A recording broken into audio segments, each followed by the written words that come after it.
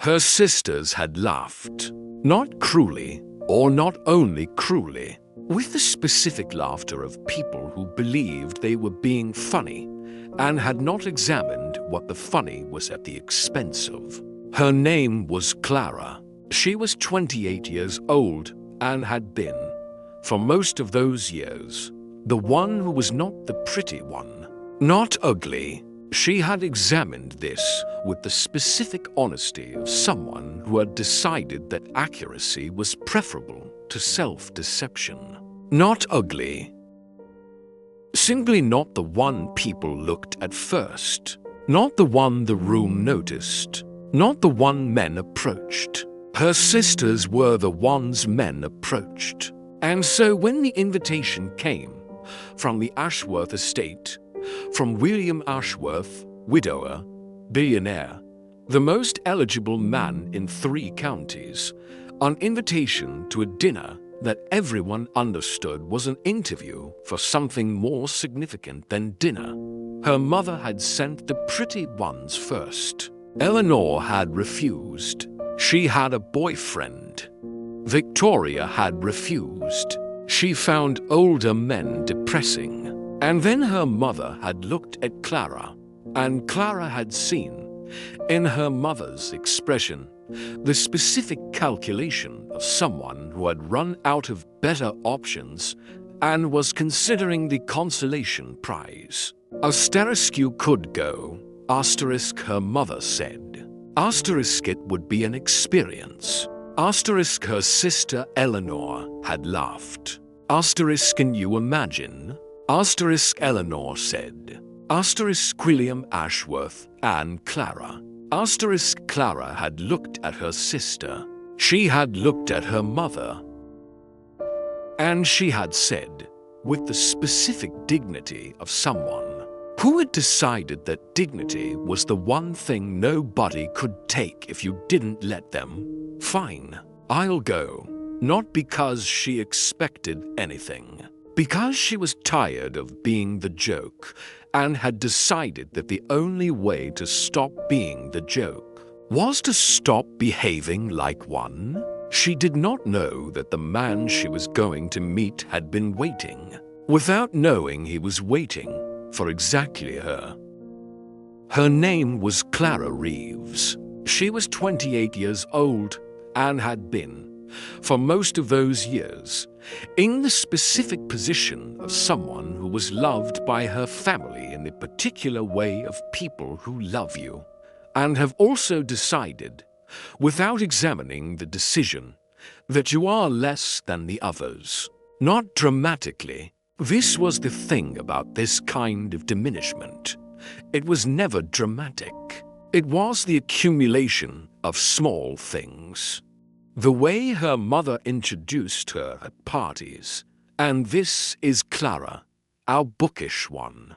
The way Eleanor and Victoria received compliments, while Clara received the particular compliment of you have such interesting opinions. The way the family photograph always had Eleanor on one side, Victoria on the other, and Clara slightly behind, slightly to the left, slightly out of the best light.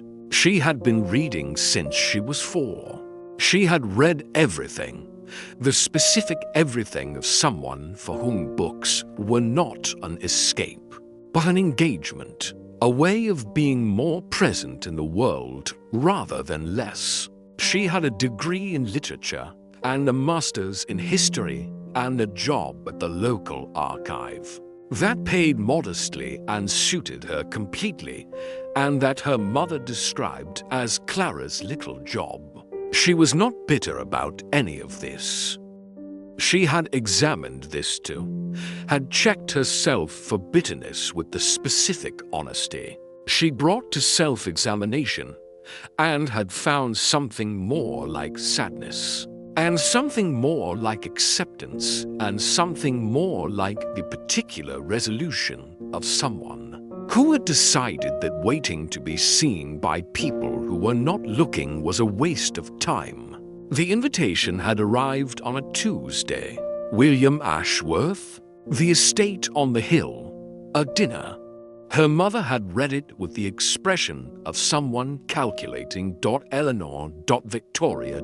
Clara. You could go, her mother said. It would be an experience. Can you imagine? Eleanor said, and laughed. Clara had looked at her sister's laugh. She had looked at her mother's expression. She had felt something arrive. Not anger, something cleaner than anger. The specific clarity of someone who has been diminished one time more than they intend to tolerate. Fine, she said. I'll go. His name was William Ashworth. He was 46 years old and had been, for 2 of those years, a widower.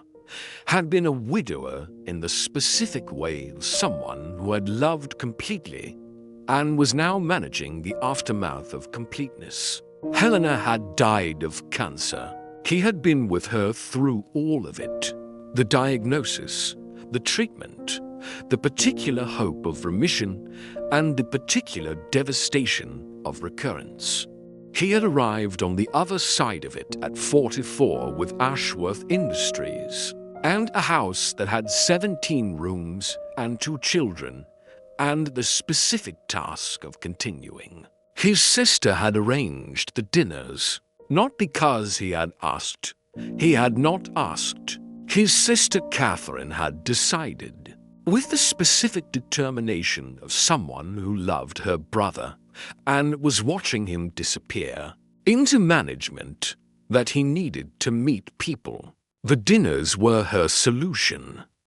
A series of carefully arranged evenings, one woman at a time. The particular ritual of eligible people being placed in the same room and given good food and decent wine and the opportunity to discover whether anything worth discovering existed. He had been to 4 of them, 4 evenings. For women who were, he had examined this honestly, with the specific fairness he tried to bring to all assessments. Perfectly lovely, warm and accomplished and interesting in ways that he could recognize intellectually, and that did not, somehow, land. He had come home from each one to the specific quiet of a house that had been full and was not. His sister had called after the 4th. William, she said, you have to try. I am trying, he said. You are attending, she said. That's different. He had sat with this. He had agreed to a 5th dinner. She arrived on time. Not early. Early was anxious. Not late. Late was performing. On time, which was simply correct. She had worn the blue dress, not the most striking thing she owned, but the most herself. She had done her hair the way she always did her hair. She had not, in the 2 days between the invitation and the evening, done anything to herself that she would not ordinarily do. If he was going to see her, she had decided he was going to see her. The estate was. She drove up the lane and registered it with the specific attention she brought to beautiful things, extraordinary. The house was old and well maintained and had the particular quality of somewhere that had been lived in rather than preserved, the specific warmth of rooms that had been used. The housekeeper, Mrs. Collins, who had the efficient warmth of someone who had managed a household for a long time and had developed opinions about it, showed her to the sitting room. William Ashworth was standing at the fireplace. She had seen photographs, the financial press, her mother's research. The photographs had not been inaccurate, but they had not been complete. He was tall, and there was something in the way he stood that was not intimidating, she decided. Serious. the quality of someone who was present in whatever room they occupied. He turned. He looked at her. She looked at him. "Miss Reeves," he said. "Mr. Ashworth," she said. "Please sit down," he said. "I'll get you a drink." She sat. She looked at the room, at the books on the shelves, which she noted were not decorative, were the specific books of someone who read, were arranged with the slight disorder of things actually consulted rather than displayed. "You're looking at the books," he said, returning with wine. "You've read them," she said. He looked at the shelves. "Most of them," he said. "The Hillary mantle is in the wrong place," she said. "It's been put back incorrectly." He looked. She was right. He looked at her. "You can tell from across the room." He said. "Spines," she said. "I catalog for a living. I notice spines." He looked at her with the specific attention of someone who had just received unexpected information and was interested in it. "You catalog," he said. "The county archive," she said. "Mostly 18th century documents, some earlier. What are you working on currently?" She looked at him. He was asking because he wanted to know. She had been to enough dinners, fewer than him, but enough to know the difference between asking because it was polite and asking because you wanted to know. "Letters," she said. "A correspondence between a landowner in this county and his factor, 1743 to 1761. It's..." She stopped. "I'm about to tell you more than you want to know about 18th century agricultural management." "Tell me," he said. She looked at him. "Really?" he said. She told him. He listened completely, with the specific attention of someone who was actually listening rather than waiting for the listening to conclude, and asked questions, and the questions were good. The questions of someone who was following rather than performing interest. By the time Mrs. Collins called them to dinner, they had been talking for 40 minutes, and Clara had forgotten entirely that she was the joke. He noticed everything. Not because he was performing attention. He had spent 2 years performing things and had become, in the performing, someone he did not entirely recognize. He noticed because she was interesting, and interesting things produced notice. The way she talked about the letters with the specific passion of someone for whom the work was not a job but a vocation, who cared about 18th century agricultural correspondence, not because it was useful, but because it was true and true things were worth caring about. The way she asked questions, not the polite questions of someone constructing conversation, but the actual questions of someone who wanted to know the answer. The way she had looked at his books. The way she had corrected the Hillary mantle placement from across the room. With the matter of fact of someone for whom this was simply accurate, and accuracy was worth stating. He had been to 4 dinners. In 4 dinners nobody had corrected his bookshelf. In 4 dinners nobody had offered to tell him more than he wanted to know about 18th century agricultural management. In 4 dinners he had attended. Tonight he was present. He noticed this. Over dinner he told her about Helena. Not everything, not the specific private things, but the shape of it. She received it with the specific attention she brought to everything, not performing sympathy, not managing the moment, simply being with what he was saying. "I'm sorry," she said. For the specific kind of loss, that is. The specific kind, he said. The kind where you knew what you had, she said. Some losses are complicated by not having known. Yours isn't that kind. He looked at her. No, he said. It isn't. That makes it harder in some ways, she said. And better in others. Yes, he said. Exactly that. He had not been able to say exactly that to anyone in 2 years. They appeared after dinner. He had not planned this, Mrs. Collins had indicated that the children were in bed, which was where they were supposed to be, which was where they were until they weren't. His daughter Lily was 9. His son James was 7. They appeared in the doorway of the sitting room with the specific appearance of children who have stayed awake past their bedtime because something downstairs sounded interesting and have decided to investigate. William looked at them. You're supposed to be asleep, he said.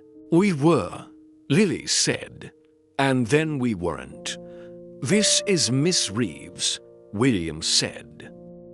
Lily looked at Clara with the comprehensive assessment of a 9-year-old who had opinions about her father's dinners and was forming one now. What do you do? Lily said. I'm a cataloger, Clara said. What's that? I look after old documents, Clara said. Letters and records and papers from a long time ago. I make sure they're preserved and organized so that people in the future can find them. Lily looked at her. So you look after old stories, Lily said. Yes, Clara said. That's exactly what it is. I like stories, Lily said. She came into the room and sat on the sofa beside Clara with the complete authority of someone who had decided this was where she was sitting. What's the best one you've found? Clara told her. The 1743 letters, not the agricultural management. The other things she had found inside them. The specific story that the official correspondence contained without meaning to. A landowner who wrote to his factor about drainage and crop rotation and the management of tenants, and who revealed in the spaces between the official content the particular story of someone who was lonely and trying not to show it, and who had, in the 21st letter, written something that had nothing to do with drainage and everything to do with the thing he actually wanted to say. What did he write? Lily said. He wrote, Clara said, that he had found a book in the library that his wife had been reading before she died, and that the book had a note in her handwriting in the margin, and that he had been reading the note every evening for 3 years. Lily was very still. What did the note say? It said, Clara said, this is the truest thing I have ever read. What was the book? That, Clara said, is what I'm trying to find out. Lily looked at her father. William was looking at Clara. She found the book. Not that evening, 3 weeks later, in the archive, in the specific way things were found when you knew what you were looking for and had the patience to keep looking. She called William. She had his number because he had given it to her, had called her the Monday after the dinner, and said, I would like to see you again, with the directness she had already come to associate with him. I found it, she said. The book, he said. Yes. What is it? She told him. He was quiet for a moment. Can I see it? He said. It belongs to the archive, she said. But you can come and see it. He came on a Wednesday. She showed him the book, a small volume, privately printed, a collection of letters between two people who had loved each other and had written it down because writing it down was the only way to keep it. She showed him the note. This is the truest thing I have ever read. He looked at the handwriting. He looked at the note. He looked at Clara, the landowner. He said, in the letters, he was looking for the book. Yes, she said. I think he never found it. He spent 21 letters trying to say something, William said, and couldn't find the way. Yes, she said. I understand that, he said. She looked at him. I know, she said. Her mother called on a Thursday. Clara had been expecting this, had known, from the moment William's name began appearing in her life, with the specific regularity of something real, that her mother would call. I heard, her mother said, that you've seen William Ashworth again. Yes, Clara said. Several times, her mother said. Yes, Clara said.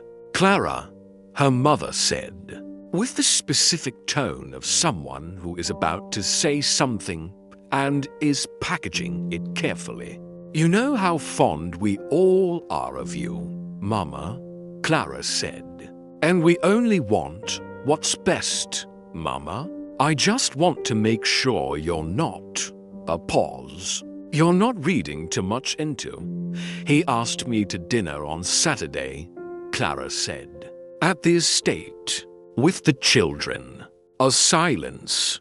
The children, her mother said. Lily and James, Clara said.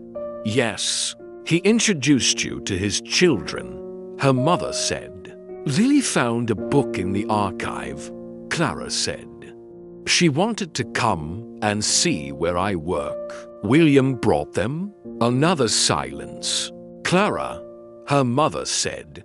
Yes, I may have. She stopped. You sent me because you thought I wouldn't be chosen, Clara said. Not with bitterness. With the specific accuracy she had decided was the only way to have this conversation. You thought it would be an experience. Eleanor laughed. Clara, it's all right, Clara said. I went because I was tired of being the joke. And it turned out not to be a joke. She paused. That's all. She ended the call. She sat for a moment. She thought about a man who had looked at her books with the same attention she had looked at his. She thought, being seen is very different from being noticed. She had been waiting, without knowing she was waiting, to be seen. He told her on a Saturday evening. The children were in bed. The sitting room was warm. She had been coming to the estate on Saturdays for 2 months. Not dramatically, not with announcements. In the specific natural way of something that had become the expected thing. Clara, he said single quotes, yes. I want to tell you something, he said, that I've been trying to find the correct way to say. Just say it, she said. Incorrectly if necessary. He looked at her. My sister arranged those dinners, he said. I attended them the way I attend board meetings. Present but not present. I know what that's like, she said. You walked in and corrected my bookshelf, he said. She almost smiled. The Hillary mantle was in the wrong place, she said. And you told me about 18th century agricultural management, he said. And you were about to stop. And I asked you to continue, and you looked at me with the specific expression of someone who was checking whether I actually wanted to hear it. You actually wanted to hear it, she said. Yes, he said. I did. He held her gaze. Helena used to say that the best thing about a person was the thing they cared about most when they forgot to be careful about what they were showing. Clara looked at him. The letters, she said. The letters, he said. And the book. And the way you looked at Lily when she said you look after old stories. He paused. She was right. Yes, Clara said. I have been, he said, for 2 years, attending things. And then you came in and I was present. She looked at the fire. My family sent me as a joke, she said. I know, he said. You know, Catherine told me, he said. My sister, she knows your mother. Clara was very still. And you still. And I called you on the Monday, he said. Because the joke was entirely on them. She looked at him. William, she said. Yes, the landowner in the letters, she said. Who spent 21 letters trying to say something. Yes, he said. Don't be him, she said. He looked at her, and then he said, directly, and without further management, exactly what he had been trying to find the correct way to say. Lily found out on a Sunday morning. She appeared in the kitchen at 7:30 with the specific early morning energy of a 9-year-old who had something on her mind and had decided that morning was the correct time to address it. Clara was making tea. Are you going to stay? Lily said. Clara turned. Lily was looking at her with the comprehensive assessment she brought to important questions. That depends, Clara said, on several things. What things? Grown-up things, Clara said. That take time to work out. But you want to, Lily said. Clara looked at her. Yes, she said. I want to. Lily considered this. Mama would have liked you, she said. Clara was very still. How do you know? She said. Because, Lily said, you found her book. And you told me about it like it mattered. And Mama always said the way people talked about things that mattered told you everything about them. Clara looked at the 9-year-old. She was right, she said. She usually was, Lily said. About most things. She poured herself water with the authority of someone who had assessed the situation and reached a conclusion. James says you're going to be our new mum. James is 7, Clara said. He's perceptive, Lily said. Lily, I'm not saying he's right, Lily said. I'm just saying he's perceptive. She went to the table. Also, the tea is ready. Clara looked at the tea. She looked at the 9-year-old. She thought about a family that had sent her as a joke. She thought, they looked at the wrong things. They always looked at the wrong things. She poured the tea. Her sisters laughed. Can you imagine? William Ashworth and Clara. She looked at the laugh. Fine, she said. I'll go. Not because she expected anything. Because she was tired of being the joke and had decided the only way to stop was to stop behaving like one. She walked in and corrected his bookshelf. She offered to tell him more than he wanted to know about 18th century agricultural management. He asked her to continue, and for the first time in 2 years, he was present. Here is what we learned. The people who are overlooked are not overlooked because they are less. They are overlooked because the people doing the looking are looking for the wrong things. Beauty is the first thing people notice. It is rarely the important thing. He did not notice her first. He saw her. There is a difference. She corrected his bookshelf. She told him about old letters. She looked at his children like they were worth looking at. These are not remarkable things. They are simply herself, and herself was exactly what he had been waiting for. Without knowing he was waiting, stop trying to be noticed. Be yourself completely and without apology. The right person will see you, and when they do, it will be worth every dinner you are sent to. As a joke, that is everything.